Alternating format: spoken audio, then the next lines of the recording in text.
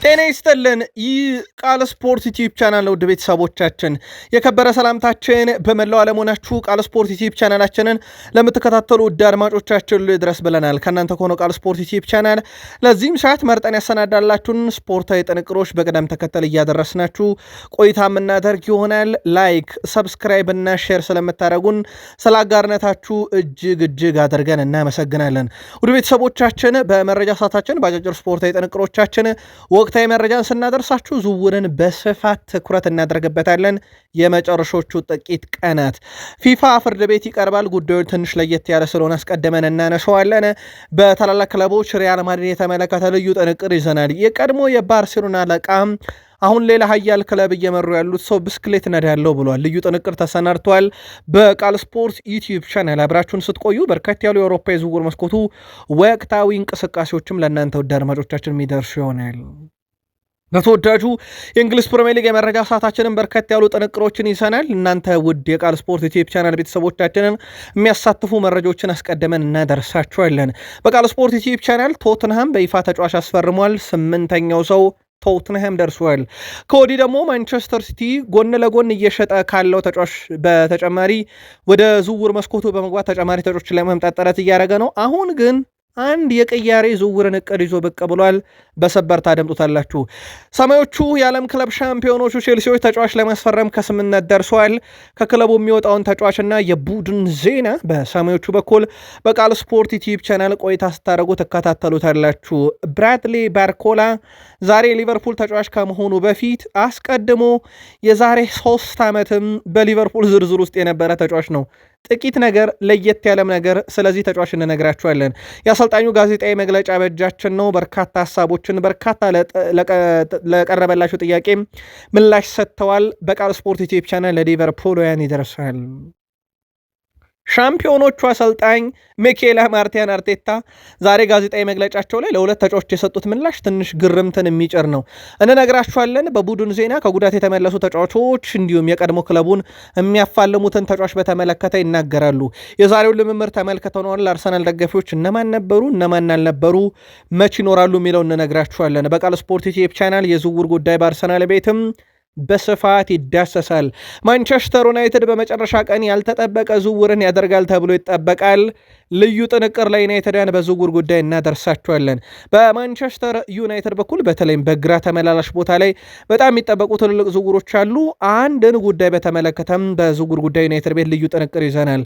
ከፈረሙት ብቸኛው አንድ ሰው ይሻላል እየተባለ ነው። የዩናይትድ ደጋፊዎች አንድ ወቀሳም ቀርቦባችኋል። በቃል ስፖርት ዩቲዩብ ቻናል እንነግራችሁና ምላሽ ትሰጡበታላችሁ።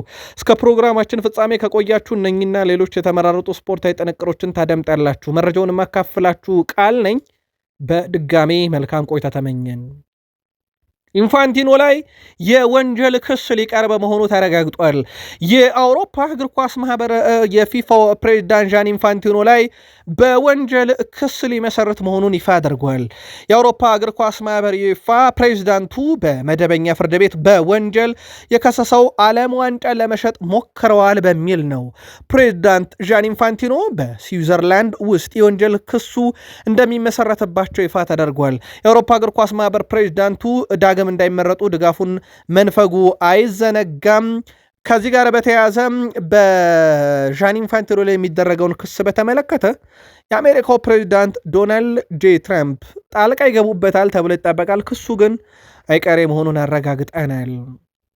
ጆዜ ሞሪኒዮ ዘ ስፔሻል ዋን ሃትሪክ የሰራውን ኬሊያን እምባፔን ሙሉ 90 ደቂቃ ለምን አጫወቱት ተብሎ ጠይቀው ነበረ። ኬሊያን እምባፔን ሜዳ ላይ ሙሉ 90 ደቂቃ እንዲጫወት የፈለግኩበት ዋና ምክንያት 4ኛ ጎል እንዲያስቆጥር ነው ብለው እሳቸው የተለመዱባትን ያቺ የጆዜ ሞሪኒዮ ጋዜጣዊ መግለጫ በጣም ይጠበቃል። በተለይም በፕሪሚየር ሊግ በነበሩ ሰዓት ሚዲያዎች ልክ እንደ አንድ ትልቅ ጨዋታ ነው የእሳቸውን ጋዜጣዊ መግለጫ የሚጠብቁት። ከዛ የዩናይትዱ ሰር አሌክሳንደር ቻክማን ፈርጉሰን፣ የአርሰናሉ አርሰን ቬንገር፣ የሊቨርፑሉ ቤኔቴዝ ይጠቀሱ ነበረ በእንደዚህ አይነት ነገር። እሳቸው በቼልሲ አሁንም ወደ ሚዲያው ተመልሰው ከመጡ በኋላ በሀያሉ ክለብ ማድሪድ በኩል ጋዜጣዊ መግለጫቸው አነጋጋሪነቶቹ እንደቀጠሉ ናቸው። ለ4ኛ ጎል ስለፈለግኩት ነው ብለዋል። በሪያል ማድሪድ በኩል በላሊጋውም በአጠቃላይ የፊት መስመር ጥምረታቸው አማካዩ ኬሊያን እምባፔ የጁድ ቤሊንግሃምን ጨምሮ ልዩ ነው። ምባፔ ሃትሪክ የሰራበት ጨዋታ፣ ቤሊንጋም 2 ጎል ያስቆጠረበት፣ ቪኒሺየስ ጁኒየር 1 ጎልና 1 አሲስት ያበረከተበት የትላንት ምሽቱ ጨዋታ ደግሞ የማድሪድን ምናልባት በዚህ ዓመት ለዋንጫ ተገማችነትን ከፍ የሚያደርግም ነው። የቀድሞ የባርሴሎና አሰልጣኝ ባርሴሎና ለመጨረሻ ጊዜ ሻምፒዮንስ ሊግን የበላው በሳቸው ስር ነው በሉዊስ ኤንሪኬ። ያ ብቻ አይደለም፣ 3ቱንም ዋንጫ ጠራርጎ ወስዶ ነበር። አሁን ባርሴሎና ላለመው ዋንጫ በሃንስ ፊሊክ ስር ራሱን አደራጅቶ እንደቀረበ ይታወቃል። የአውሮፓ ሻምፒዮንስ ሊግ የዕጣ ድልድል በሰዓታት ውስጥ ይፋ ሲደረግ የፓሪሰን ዠርሜኑ የተከታታይ ጊዜ የሻምፒዮንስ ሊግ ባለክብሩ አሰልጣኝ ሉዊስ ኤንሪኬ በቦታው እንደማይገኙ አሳውቀዋል። በቦታው ሉዊስ ካምፓስ ይገኛል። ስለዚህ በአስተማማኝ እጅ ላይ ነው ፓሪስ ሰን ዠርሜን ያሉት እሳቸው። እርሶ የት ሊሄዱ ነው ተብለው ጠይቀው ነበረ። እኔ ብስክሌት እያሽከረከርኩ ዘና ላለው ወደ ቤት ስገባ ከማን እንደደረሰና ያለው ሲሉ ለየት ያለ መልከታቸውን አጋርተዋል። በነገራችን ላይ ሻምፒዮንስ ሊግ ዕጣ ድልድል እኛ መረጃውን ባቀረብንበት ሰዓት እየተካሄደ ነበረና ትልቁ ጨዋታ ማን ከማን እንደተገናኘ በሐሳብ መስጫ ሳጥናችን ላይ አስፍሩልን።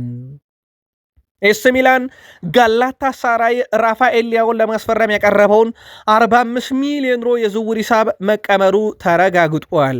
የቱርኩ ክለብ ጋላታ ሳራይ ለተጫዋቹ ዓመታዊ ከ10 እስከ 12 ሚሊዮን ዩሮ ለመክፈል ፍላጎት እንዳላቸው አሳውቀዋል።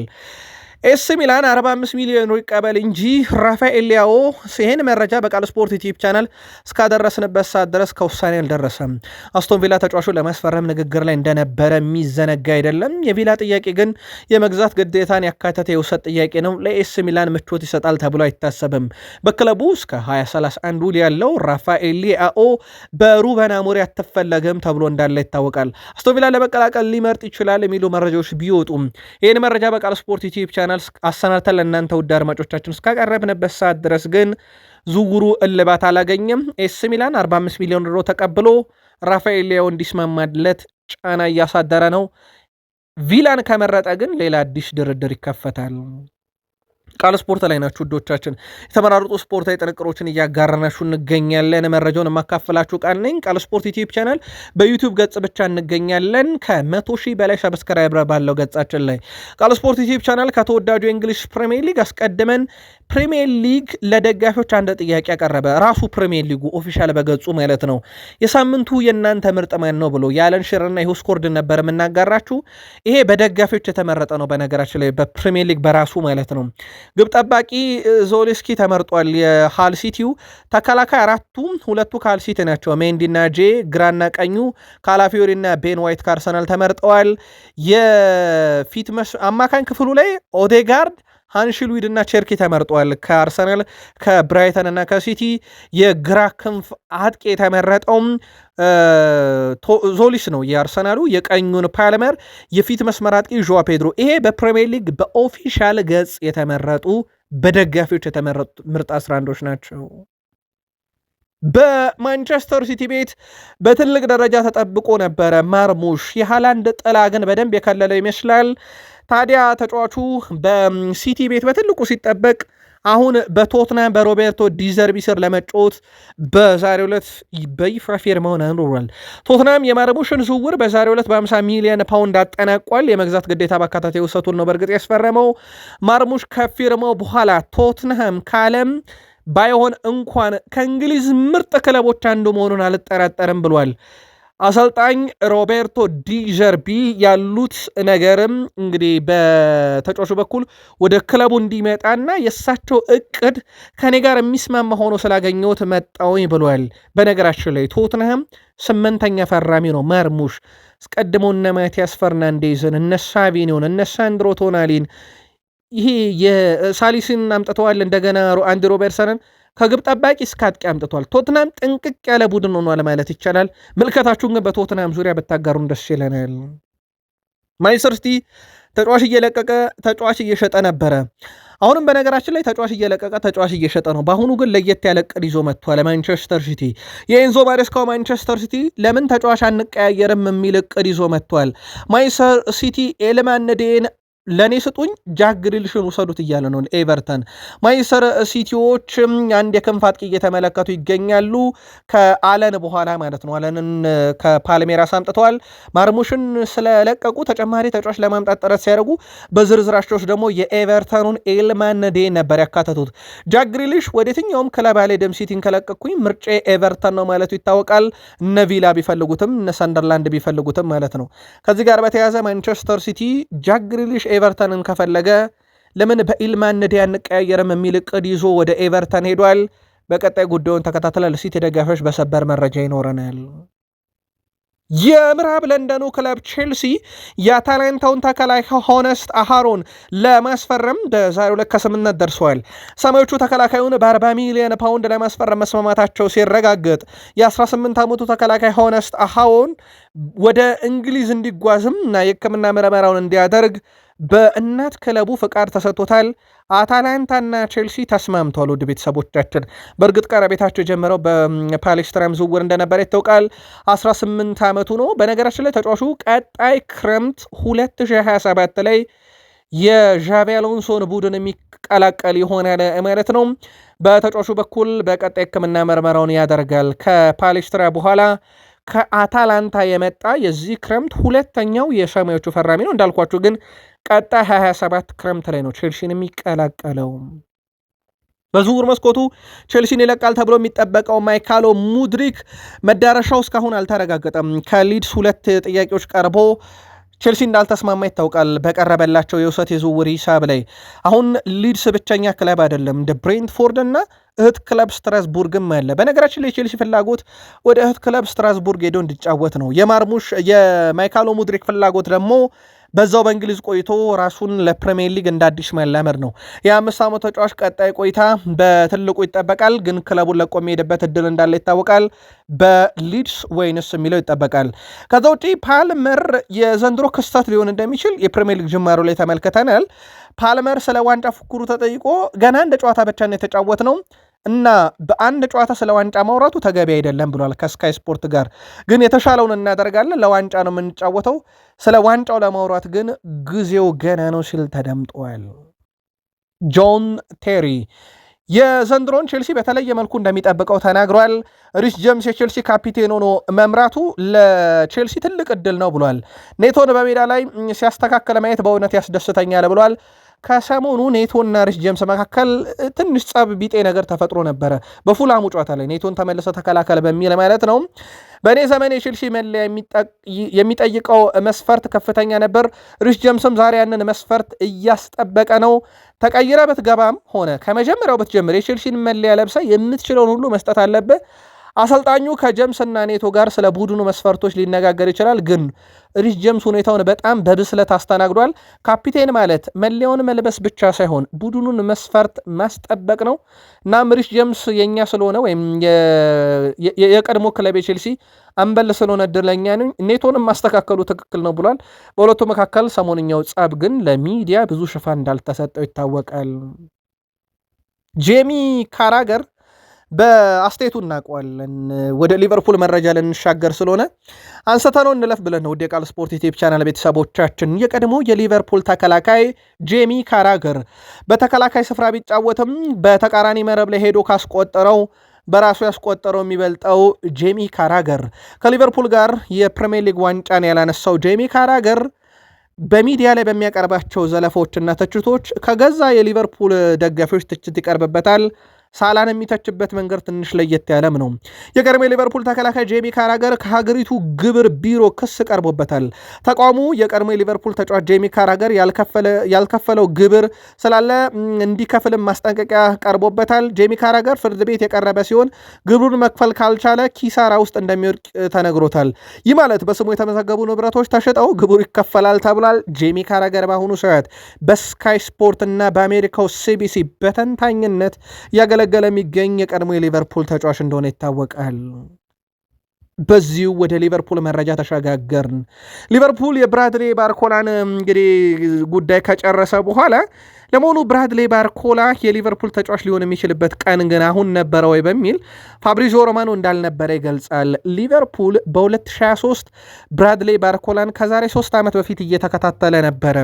ብራድሌ ባርኮላ በጣም አስደናቂ ሲዝንን ያኔ ማሳልፎ ነበረ። የአውሮፓ በርከት ያሉ ክለቦች ይህንን ታለንት ያለውን ተጫዋች እየተመለከቱት ነው በሚል ፋብሪዚዮ ሮማኖ ያወጣውንም ዘገባ በድጋሜ አጋርቶታል። ባርኮላ በወቅቱ 7 ጎሎችን 4 አሲስቶችን በኦሎምፒክ ሊዮን የመጀመሪያ ቡድን አበርክቶ ነበረና ያኔ ሊቨርፑል ይፈልገው ነበር ብሎ ዘግቦ ነበረ። ሊቨርፑል በስተመጨረሻም በ120 ሚሊዮን ፓውንድ በሚደርስ ሂሳብ በዛሬው ዕለት ከፓሪስ ሰን ዠርሜን ለማስፈረም ከስምምነት እንደደረሰ ይታወቃል። በዚህ ጉዳይ ላይ የሊቨርፑሉ አለቃ አንዶኒ ኤራኦላ ተጠይቀው ነበረ። ምን እንደሚፈጠር አላቅም፣ ገና 100% የኛ ስላልሆነ ተጫዋች መናገር አልፈልግም ብለዋል። ነገር ግን እሳቸው እንደገለጹት ከሆነ ከሴፕቴምበር 2 ብዙ ቀኖች አሉና በተቀሩት ቀናት በዝውውር መስኮቱ ላይ እንሳተፋለን፣ ምን እንደሚፈጠር እናያለን ብለዋል። በአእምሮ የምፈልገውን አውቃለሁ፣ ክለቡ ጋርም ከመጀመሪያው ጀምሮ ስንወያይ ቆይተናል፣ እነሱም የምፈልገውን ያውቃሉ። አሁን ጉዳዩ የሚመለከተው ስምምነቶችን ማጠናቀቅ ላይ ነው፣ ዝውውር ላይ እየሰራን ነው ሲሉ ተደምጠዋል። እንደ አጠቃላይ ልናደርጋቸው የምንችላቸው የተወሰኑ ነገሮች አሉ። ስለዚህ በቀጣይ ቀናት ሌሎች ቦታዎችን ማሻሻል ከቻለን እንደምናደርገው እርግጠኛ ነኝ ብለዋል። የዝውውር ገበያው እንዴት እንደሚጠናቀቅ ግን አሁን ላይ ማወቅ አንችልም። ሴፕቴምበር 2 ወይም በፈረንጆች መስከረም 2 እንጠብቅ ብለዋል። የፊታችን ማክሰኞ ማለት ነው። በዝውውር መስኮቱ ላይ ሊቨርፑል ከብራድሌ ባርኮላ በኋላ የሚያመጣቸው ተጫዋቾች እንዳሉ ግን የተረጋገጠም ነው። በቅርቡ ጥሩ ዜና ይኖረናል ብለዋል አንዶኒ ኤራኦላ። ስለሌላ ክለብ ተጫዋች ማውራት አልችልም፣ ነገር ግን በቅርቡ ጥሩ ዜና ይኖረናል ሲሉ ተደምጠዋል። በመጀመሪያ ጨዋታ ካሳየነው አቋም በኋላም እንግዲህ ያልኩትን ደግሞ አለው ለእኛ በጣም ጥሩ እየተጫወቱ ነው ተጫዋቾቼ፣ ከዓለም ዋንጫ ከተመለሱ ጀምሮ በጣም ጥሩ ሁኔታ ላይ ይገኛሉ። የመጀመሪያ ጨዋታ ላይ ነጥብ ብንጥልም ተጫዋቾቼ ግን ጥሩ ነበሩ ብለዋል። እናም እንደ አጠቃላይ በተጫዋቾቼ በጣም ደስተኛ ነኝ ሲሉ ተደምጠዋል። ከኮዲ ጋክፖ ጋር በተያዘ ጥያቄም ቀርቦላቸው ነበረ አንዶኒ ኤራኦላ። ገበያው ክፍት ሲሆን ምን እንደሚፈጠር አታውቅም፣ ከማንኛውም ተጫዋች ጋር ልትለያይም የሆነንም ተጫዋች ልታመጣ ትችላለና የዝውውር መስኮቱ እስካልተዘጋ ድረስ ዋስትና መስጠት አልችልም ብለዋል። ጋክፖን በተመለከተ ቃል ስፖርት ዩቲዩብ ቻናል ከሰሞኑን ባደረስናችሁና ዛሬም ባጣራ ነው መረጃ ጋክፖ ከቶትናም ጋር የግል ችግር የለበትም፣ ከሲቲም ጋር የግል ችግር አይኖርበትም እየተባለ ነው። በእርግጥ ሊቨርፑልን ለመልቀቅ ውሳኔ አላሳለፈም ወይም የልቀቁኝ ጥያቄም አላቀረበም። በሊቨርፑል በኩል እስካሁን ባለው ሂደት የብራድሌ ባርኮላን ዝውውር ተከትሎ ምን ሊፈጠር ይችላል ኮዲ ጋክፖ የሚለው ግን ከሰሞንኛ ትልቅ አጀንዳ መሆኑ አይቀርም። የቡድኑን ሚዛን በመጠበቅ ጉዳይ ላይ ጥያቄ ቀርቦላቸው ነበረ። ቡድኖት ሲከላከልና ሲያጠቃ ሚዛኑን አይጠብቅም በሚል በእርግጥ እቺ 2 የኒካስል ጎል ሊቨርፑልን አጋልጣለች። ሁለቱም በመልሶ ማጥቃት የተቆጠረ ነው። አንደኛው በ10 ሰከንድ ነው መልሶ የተቆጠረባቸው። ፍጥነቱ ራሱ የመጀመሪያው ጎል በእርግጥ በጣም ፈጣን ተጫዋች ነው ኢላንጋን በእርግጥና ኳስ ንክኪው በጣም ፈጣን ነበር። የማጥቃት ክፍሉን መቀነስ አልፈልግም ብለዋል። የተጫዋቾችን ተለዋጭ ባህሪ ልጠቀም እችላለሁ እንጂ ማጥቃቴን አልቀንስም ብለዋል። ባለፈው ቀናት በመከላከል ላይ ትኩረት አድርገን ግን ሰርተናል፣ ማጥቃቱን ይቀንሳል ብላችሁ እንዳትጠብቁ ብለዋል። በተጋጣሚ በኩል ኖቲንግሃም ፎረስት ጠንካራ ቡድን ነው። ኦሊቨር ግላስነርም ልምድ ያላቸው ተፋላሚ ቡድን ገንብተዋል። ምንም ነገር በነፃ አይገኝም ይሉት አንዶኒ ኤራኦላ። ኖቲንግሃም ፎረስትም ጠንካራ ቡድን ነው፣ ግላስነርም ልምድ ያለውና ትልቅ ጨዋታ ይጠብቀናል። ባለፈውም ከኒካስል ዩናይትድ ጋር ካረግነው ጨዋታ አንጻር ራሳችንን በተወሰነ መንገድ አሻሽለን ለጨዋታው እንመለሳለን ሲሉ ተደምጠዋል። ሻምፒዮኖቹ ጋር ደረስን።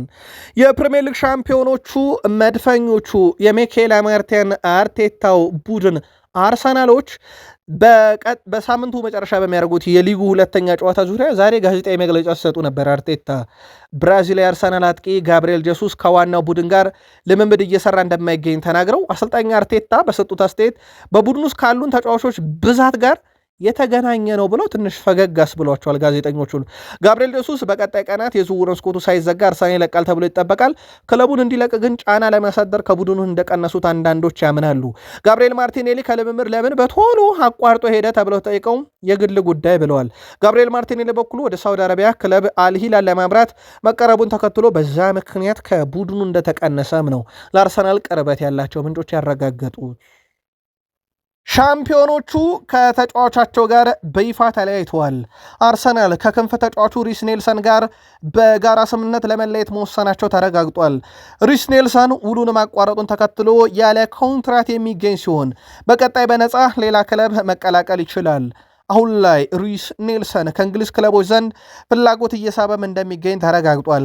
በቅርቡ በተጫዋቹ ዝውውር ዙሪያ አርሰናል ከዌስትሃም ዩናይትድ ጋር ንግግር ጀምረው ነበረ።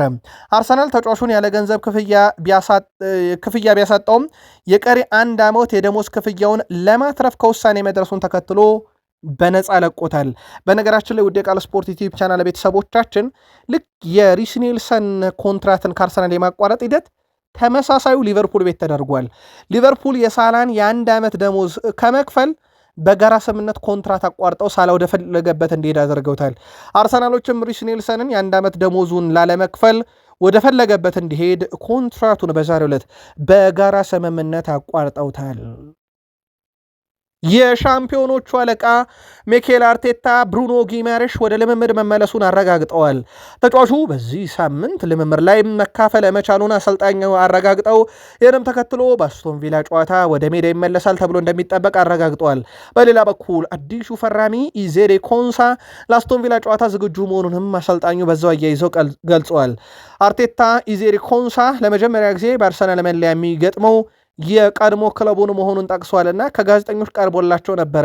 ከሱ የተለየ ነገር አይቼ ቢሆን ኖሮ አመነታ ነበር። ነገር ግን ባህሪውን ስለማውቅና ከሱ ጋር ከሰሩ ሰዎች የሰማሁትን ሁሉ ግምት ውስጥ በማስገባት ምንም አያሳስበኝም። የመጀመሪያ ጨዋታው እናት ክለቡን ወይም የቀድሞ ክለቡን በመግጠሙ የሚፈጠር የተለየ ጫና የለም። ይህ እግር ኳስ ነው፣ የፕሮፌሽናሎች ዓለም ሲሉት ሚኬል አርቴታ ተጫዋቹ ለጨዋታው ዝግጁ መሆኑን አረጋግጠዋል። ሳሊባን በተመለከተ ሳሊባ በአሁኑ ወቅት የልምምድ ጊዜ እያሳለፈ አይደለም ከኛ ጋር፣ እናም በጣም በጥንቃቄ ይዘነዋል የሱን ጉዳይ ብለዋል። ኢዜሬ ኮንሳ እንደተተካው ይታወቃል። ሞር ቀዶ ጥገና ከማድረግ ይልቅ በረፍት ከህመሙ እንዲያገግም በመፈለጋቸው ምክንያት ተጫዋቹ በረፍት እንዲያሳልፍ እንደተደረገ ይታወቃል። ኤታን ንዋኔር የለም። ለምን ሲባሉ ምንም አዲስ ነገር ስለሌለ አልነግራችሁም ብለዋል። በአጠቃላይ ከጋዜጠኞች ከቀረበላቸው ጥያቄ ከነኚሁ ሊለቁ ከሚችሉ ተጫዋቾች ጋር አያይዘው ውይይቶች በሁለቱም አቅጣጫ ያሉ ከኛም ከሌሎችም ክለቦች ጋር እስከ ዝውውሩ መስኮቱ መዝጊያ ቀን ድረስ አዳዲስ ጉዳዮች ይኖራሉ። በምንሸጣቸው በምንገዛቸው ተጫዋቾች ላይ አዲስ ነገር ሲኖር አብዴት እናደርጋለን ብለዋል። በርካታ ስራዎች በዝውውር መስኮቱ እየሰሩ እንደሆነ ይታወቃል። አርሰናሎች የሚጠበቁት አሉ። ግን አርሰናል እስካሁን በፈጸመው የዝውውር መስኮቱ ወቅታዊ እንቅስቃሴ ምን ያህል ደስተኞች ናቸው? የቃል ስፖርት ዩቲዩብ ቻናል የአርሰናል ቤተሰቦች በቀጣይ በቀሩት ጥቂት ቀናቶች ውስጥ እነማን ይምጡ፣ የትኛው ሜዳ ክፍል ይጠናከር የሚለውን ግን ምልከታችሁን በዩቲዩብ ገጻችን ላይ ያጋሩን። ስለ ዩሊያን ቲምበር ጥያቄ ቀርቦላቸው ነበረ። ዩሊያን ቲምበር በጣም ጥሩ እድገት እያሳየ ነው። በዚህ ሳምንት መጨረሻ ላይ የእሱ ሁኔታ እንዴት እንደሆነ እንገመግማለን። ከሜዳ ውጭ ልምምድ ሳያደርግ የቆየው ለሶስተኛ ተከታታይ ሳምንት ነው የሚሉት እሳቸው ክብደቱን ጨምረንበታል ብለዋል፣ በስልጠና ምክንያት አለመኖሩ። ነገር ግን ወደ ትክክለኛው አቅጣጫ ሲመጣ ወይም በትክክለኛው ሰዓት ሲደርስ ወደ ልምምድ ይመለሳል በሚቀጥለው ሳምንት ምናልባት ብለዋል። በዚህ ሳምንት የቪላ ጨዋታ እንደሚያመልጠው አረጋግጠዋል። ከዛ ውጭ የአርሰናል ደጋፊዎች አንድ የሚጠብቁትና በጣም የሰለቻቸው ዝውውር አለ፣ የአልቫሬዝ ጉዳይ። አንድ አድማጫችንም ሳሳት ላይ በሰራነው ዜና ላይ በሁለተኛው የዝውውር ቻናላችን ከ35,000 በላይ ሰብስክራይበር ባለው የዝውውር ቻናል በሚለው ቻናላችን ላይ በሰራነው ዘገባ አልቫሬዝ 3 አማራጭ ነው ያለው ብሎን ነበረ። በእርግጥ 3 አማራጭ ነው ያለው፣ ግን አንደኛው የሚታሰብ አይደለም ወደ ባርሴሎና፣ ምክንያቱም አትሌቲኮ ማድሪዶች 0 ስላሉት የክብር ጉዳይ ስለሆነ። ባይሆን 2 አማራጭ አለው፣ ወይ በዛው አትሌቲኮ መቆየት ወይ ወደ አርሰናል መሄድ። ሞር ከሁለቱ አማራጭ አንዱ የሆነውን እድል አለው። የባርሴሎናም ግን ዝግ ነው ማለት አይደለም። ጉዳዩን እየተከታተልን ነው። አዲስ ነገር ካለ በአልቫሬዝ ጉዳይ ላይ ለአርሰናል ደጋፊዎች እናጋራቸዋለን። ብቸኛ ምርጫው ግን የሚመስለው ወይ በዛ መቆየት ወይ ወደ አርሰናል መሄድ ብቻ ነው። አርሰናል አምና የሻምፒዮንስ ሊግ የፍጻሜ ተፋላሚ ነበረም፣ ግን በፍጻሜ በፓሪስ ሰን ጀርሜን ተሸንፎ ዋንጫው እንዳጣ ይታወቃል። በአውሮፓ ሻምፒዮንስ ሊግ ታሪክ በዋንጫ በተሸነፉ ዓመት ማግስት ዋንጫ የበሉ 3 ክለቦች ናቸው። ኤሲ ሚላን 1993 ተሸነፈ ፍጻሜ፣ በአመቱ 94 ላይ በላው ሻምፒዮንስ ሊግን። ባየር ሙኒክ 2012 በፍጻሜ ተሸነፈ፣ በ2013 በአመቱ ዋንጫውን ሻምፒዮንስ ሊግን ወሰደ። ሊቨርፑል በ2018 የሻምፒዮንስ ሊግ የፍጻሜ ጨዋታ ተሸነፈ፣ 2019 የሻምፒዮንስ ሊግን ዋንጫ በላ። ሌላኛው እንግሊዛዊ አርሰናል ነው። ሻምፒዮኖቹ 2006 በፍጻሜ በፓሪስ ሰን ጀርሜን ተሸነፉ፣ ዘንድሮ ያንን ታሪክ ይደግሙት ይሆነው የሚለው ይጠበቃል። ብሩኖ ፈርናንዴዝ ግን አርሰናል በጣም ጠንካራ ቡድን ነው፣ ራሳቸውን ያጠናከሩበት የገነቡበት መንገድ ሻምፒዮንስ ሊግ አምና ፍጻሜ የደረሱበትና ፕሪሚየር ሊግ ያነሱበትን መንገድ ካየ ክብር ይገባቸዋል፣ ዘንድሮም ትልቁና ተጠባቂው ቡድን ሲል አወድሷቸው ነበረ። ማንቸስተር ዩናይትድ በቀጣዮቹ ቀናት በጣም ያልተጠበቁ ዝውውሮችን ሊፈጽም ይችላል። ውድ ቤተሰቦቻችን ምናልባት የዩናይትድን ያለፉትን 4 ዓመታት የዝውውር መስኮት ብንመለከት እንደነ ራዳሚል ፋልካኦ እንደነ ዝላታን ኢብራሂሞቪች ያሉ የሆነ አፍሪካዊ አጥቂዎችንም አምጥተው ነበረ። ከውሰት ከፌነርባቼ ከቱርክ ልጎች ምናምን ሲያመጡ ነበር ዩናይትዶችና የመጨረሻዎቹ ቀናት ላይ ዩናይትዶች እንዲህ አይነት በጣም አስደንጋጭ ዝውውሮችን ዘንድሮም ሊያደርግ ይችላል እያለ ነው። ቤን ጃኮብስ ነው ዘገባውን ይዞት የወጣው። ማንቸስተር ዩናይትድ የመሃል ተከላካይ ጉዳይ ላይ በጣም ጥርጣሬ ያለው በሌሳንድሮ ማርቲኔዝ እና በማቲያስ ዴላይት ጉዳት በሃሪ ማጓየር አንዳንድ ከሱ የማይጠበቁ ስህተቶች እርግጠኛ አይደሉም። በዚህ ምክንያት 3 ተከላካይ ስሞችን ዩናይትድ ቤት ዛሬ ሰምተናል። ቴይለር ሃውድ፣ ቢሊስ እና ቶንሲ አድራቢዮ ናቸው። በነገራችን ላይ እነኚህ ተጫዋቾች ሁለቱ በቼልሲ አንዱ በሳውዝሃምፕተን ይገኛል። ሁኔታውን እየተከታተለ ነው። ጆሽ አቺፖንግን እየተመለከተ ቢገኝም ቼልሲ ተጫዋቹን የመሸጥ ፍላጎት እንደሌለውም እየተነገረ ይገኛል። ዩናይትድ ግን ሁኔታውን በቅርበት እየተከታተሉ መሆኑን አረጋግጠናል። ከማንቸስተር ዩናይትድ ጋር በተያያዘ ውድ ቤተሰቦቻችን ቱርፋርት በዩናይትድ እይታ ውስጥ እንዳለ ገልጸንላችሁ ነበርና ከሰሞኑ በርከት ያሉ የማንቸስተር ዩናይትድ የቃል ስፖርት ዩቲዩብ ቻናል ቤተሰቦቻችን ቱርፋርትን መርጠዋል። ማንቸስተር ዩናይትድ የዝውውር መስኮቱ ከመዘጋቱ በፊት የግራ መስመር ተከላካይ እንደሚያመጣ ይታወቃል። ቱርፋርት ዩናይትድ እያጤናቸው ካሉ አማራጮች አንዱ ቢሆንም የዝውውር መስኮቱ ሊዘጋ ጥቂት ቀናት ብቻ እንደቀሩት ይታወቃል። በበርንማውዝ በኩል ተጫዋቹን በዚህ ባለቀ ሰዓት ላይሸጥ ይችላልና ዩናይትድ እሱን የማግኘት እድሉ በጣም ጠባብ ነው እየተባለ ነው። ከሰሞኑ ግን ማንቸስተር ዩናይትዶች በስፋት እየሰሩ ነው በዛ መስመር ላይ። የዩናይትድ ደጋፊዎች ደግሞ ቱርፋርትን እንደመረጡት ይታወቃል። ፖል ስኮልስ ዩናይትድ ለዩሪ ቴሌማንስ እና ለአንድሬ ሳንቶስ እስከ 90 ሚሊዮን ፓውንድ አለው። እሱ በእርግጥ አይሞላም ገንዘቡ። ከዛ በኋላ ደግሞ ለዩሪ ቴሌማንስ ይህና ለአንድሬ ሳንቶስ ይህን ከወጡ በኋላ ለካርሎስ ባሌባ ከ60 እስከ 70 ሚሊዮን ፓውንድ ወጡ። በአጠቃላይ 3 ዝውውር። ለእኔ ግን ከሶስቱም የዩናይትድ ከ150 ሚሊዮን ፓውንድ አካባቢ ድረስ ከወጣባቸው ተጫዋቾች ይልቅ አንድ ኮቢ ሜይኖ ይሻለኛል። ዩናይትድ በቀጣዩ ጨዋታ ኮቢ ሜይኖ መጠቀም ያለበት እያለ ነው ፖል ስኮልስ። እናም ማይክል ካሪክ ቡድኑ እንዲጠናከርና ወደ ፎርሙ እንዲመለስ ፖል ስኮልስ እንደሚለው ከሆነ ኮቢ ሜይኖን መጠቀም ያለበት። የካሪክ አንዱ ትልቅ ችግር ይሄ ነው በሚል ነው። በእርግጥ ካሪክ በጣም ተተችተዋል በመጀመሪያው ጨዋታ ሽንፈት ላይ፣ ምክንያቱም የፕሪሲዝኑን ዩናይትድ አላሳዩንም። በፕሪሲዝን በጣም በነፃነትና ኳስን ፖሰስ እያደረገ የሚያጠቃ ቡድን ነበረ። የሃል ሲቲውን ጨዋታ የተጫወተው ዩናይትድ ግን በጣም ደካማ ነበረና ዩናይትድን የመጀመሪያ ጨዋታ ላይ እንዲሸነፍ ምክንያት ካሪክ ነው በሚል በርካቶች ካሪክ ላይ ጣት እንደቀሰሩ ይታወቃል። ፖል ስኮልስ ደግሞ ከአዲስ ፈራሚዎቹ አንድ ኮቢ ሜይኖ ይሻለኛል እያለ ይገኛል። ከዩናይትድ ጋር በተያያዘ ለዩናይትድ ደጋፊዎች የግል መልካታ ነው። በእርግጥ የጆን ባርንስ የግል መልካታ ነው። ለቃል ስፖርት ዩቲዩብ ቻናል ለዩናይትድ ደጋፊዎች ይህን እናቅርብና መልካታችሁን ላኩልን። ጆን ባርንስ ይድረስ ለማንቸስተር ዩናይትድ ደጋፊዎች ይላል። የማንቸስተር ዩናይትድ ደጋፊዎች ከዚህ በኋላ ለተፈጠረ ችግር ሁሉ አሰልጣኝ ላይ ጣት መቀሰር የለባቸውም። ለእያንዳንዱ ለተመዘገበ ውጤት ተጫዋችም ሊጠየቅ ይገባል እያለ ነው። ተጫዋቾች በሜዳ ላይ ሊጠየቁ ይገባል ላደረጉት ነገር። ተጫዋቾች ኃላፊነት ተሰጥቷቸው ሜዳ ላይ ገብተዋል። እናም የሚጠበቅባቸውን ኃላፊነት ተወጥተዋል የሚለው ነገር መመልከት ያስፈልጋል። ከዚህ በኋላ ደጋፊዎች ጫና ማሳደር ያለባቸው ሜዳ ላይ በገቡ ተጫዋቾች እንጂ አሰልጣኝ ላይ ብቻ አይደለም። ማንቸስተር ዩናይትድ ደጋፊዎች ከዚህ በኋላ ካሪክን ትተው ሜዳ ላይ ገቡ 11ዎቹን የሚከታተሉ፣ ችግር ያለበት ተጫዋች ከሆነ ይንቀፉ እያለ ነው። ይሄ ጆን ባርነስ የግል ምልከታ ነው። የቃል ስፖርት ዩናይትድ ደጋፊዎች ምልከታችሁን አጋሩን። የጣሊያኑ ክለብ ፊዮረንቲና ጆሹዋ ዜርኪዚን ለማስፈረም ለማንቸስተር ዩናይትድ ጥያቄ አቅርበዋል። ፊዮረንቲና በአሁኑ ሰዓት ተጫዋቹን ለማስፈረም የሚያደርጉት ንግግር የተሻለ ደረጃም እንደደረሰ ተረጋግጧል። ፊዮረንቲና ተጫዋቹን የመግዛት አማራጭ ባካተተ የ5 ሚሊዮን ዩሮ የክፍያ ውሰት ውል እንደሚያስፈርሙ ሲዘገብ፣ ጆሹዋ ዜርኪዚ ክለቡን ከለቀቀ ከማንቸስተር ዩናይትድ አጥቂ ሊያስፈርም ይችልበት እድል እንዳለ ይታወቃል። ፊዮረንቲናዎች ጆሹዋ ዜርኪዚ ለማስፈረም እያደረጉ ያለው ጥረት ወደ መጨረሻ ምዕራፍ ደርሷል ካለን እንደዛ አትሌቲክ ዘገባ ዩናይትድ ማንን ሊያመጣ ይችላል ብለን ተመልክተን ነበረ። ዘ አትሌቲክ ማንቸስተር ዩናይትድ ጆሹዋ ዜርኪዚን ከለቀቀ የውሰት አማራጮችን ያመጣል እንጂ አዲስ አጥቂ ገዝቶ ያመጣል ተብሎ አይጠበቅም የሚል ዘገባን ይዞ ወጥቷል። የማንቸስተር ዩናይትድ የውሰትስ አጥቂ ወይም በነፃ የሚመጣ አጥቂ ከሆነ ማን ሊሆን ይችላል? በቀጣይ ተከታትለን ለዩናይትድ ደጋፊዎች የምናመጣ ይሆናል። በዩናይትድ በኩል በሳምንቱ መጨረሻ የፕሪሚየር ሊግ ሁለተኛ ሳምንት ጨዋታውን ከኢፕስዊች ታውን ጋር በኦልድ ትራፎርድ እሁድ ምሽት 12 ሰዓት ከ30 ሲል ያደርጋል። ተጫዋቹ ጨዋታው በትልቁ ይጠበቃል። የዩናይትድ ደጋፊዎችን ምላሽ ሰጡበታል ተብሎ የሚጠበቅ ጨዋታ ነው። የመጀመሪያው ጨዋታ ከአልሲቲ ጋር በነበረው ጨዋታ ብዙ የተተቸ ዩናይትድ እንደነበረ ይታወቃል። በእርግጥ ካሪክ ለምን ያንን የሚታወቁበትን ጨዋታ አልመረጡም፣ ለምን ተጫዋቾችን በዚህ መንገድ እንዲጫወቱ አደረጉ በሚል ብዙ ቅሬታ ቢቀርብባቸውም ተጫዋቾችም ደግሞ ለዚህ ጨዋታ ዝግጁ ነን ብለው ነበረ። ከነኛ ውስጥ አንዱ ሜሰን ማውንት ነው። በጉዳት የመጀመሪያ ጨዋታ መልጦት ነበረ። ማንቸስተር ዩናይትድ በሁለተኛ ሳምንት መርሃ ግብር ለሚያደርገው ጨዋታ ዛሬ በነበረ ልምምር ላይ በግሉ ልምምር ሰርቷል። በጨዋታው ላይ ይደርሳል አይደርስም በሚለው ጉዳይ ላይ የማይክል ካሪክን ጋዜጣዊ መግለጫ ተከታትለን እንዲሁም የምናደርሳችሁ ይሆናል። ቃል ስፖርት መረጃውን እያካፈልኳችሁ ቃል ነኝ። ላይክ ሳታረጉን እንዳትወጡ አበረታቱን።